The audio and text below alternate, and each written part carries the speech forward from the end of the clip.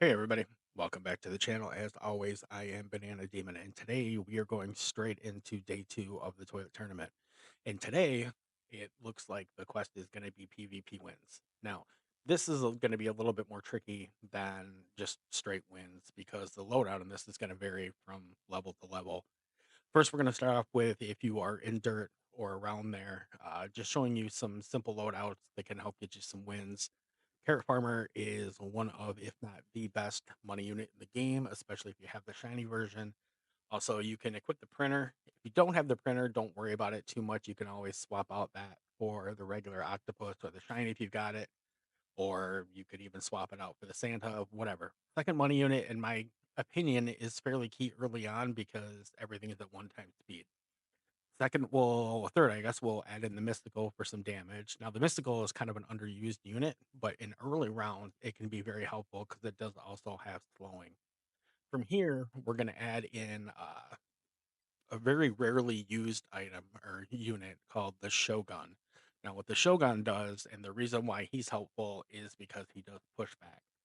So he is going to help push the toilets that are coming towards you away from you, therefore keeping them on the map longer so you can do more damage.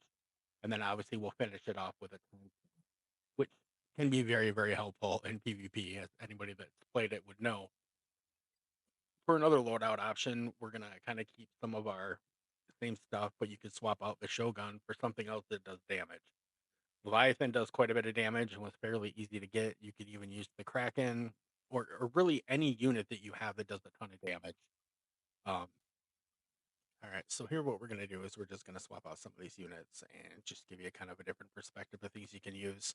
So in this case, we're going to use the Octopus VIP as one of our money units. Then we're going to bring in the Santa if you don't have the Carrot Farmer. And then from here, again, it's just going to be whatever kind of damage units you have. We'll just throw in the Leviathan and the Kraken just for fun, and then a time freeze as well. PvP is kind of it's different than a lot of these things. There is no one specific strategy you need to use. It all kind of varies on what level you're going to be.